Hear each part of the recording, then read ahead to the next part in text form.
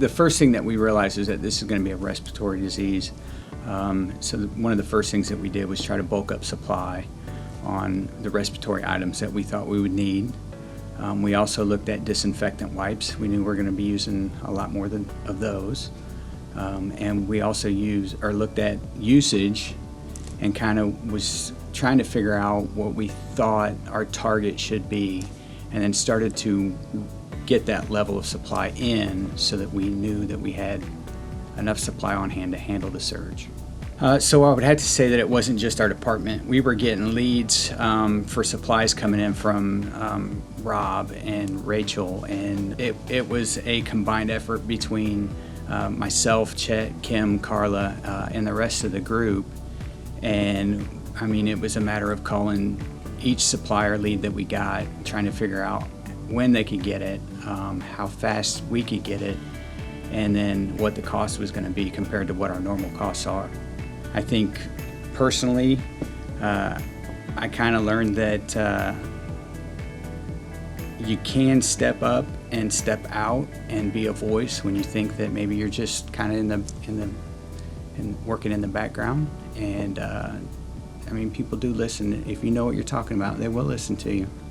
So we quickly realized that we're not going to be able to store all of that supply in the storeroom.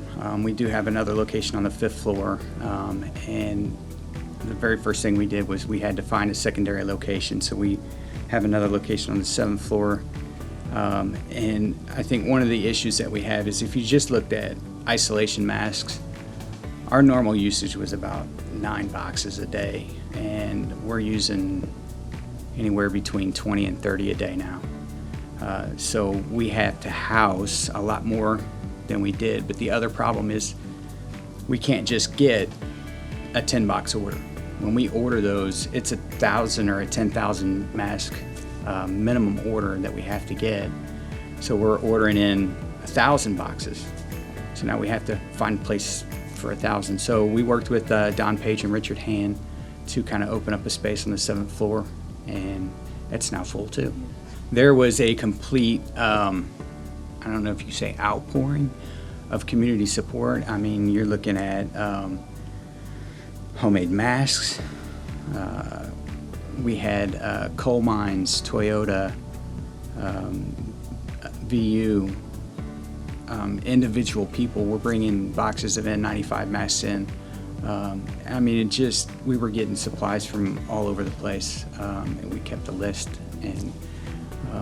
But it was almost at the beginning of the pandemic, it was almost every other day we were getting something from somebody. Good Samaritan Hospital really works as a team very well. Everybody was very open. The communication was excellent. And they were very understanding if we came up to a point where we weren't going to be able to get something and we had to make an adaptation to handle the flows.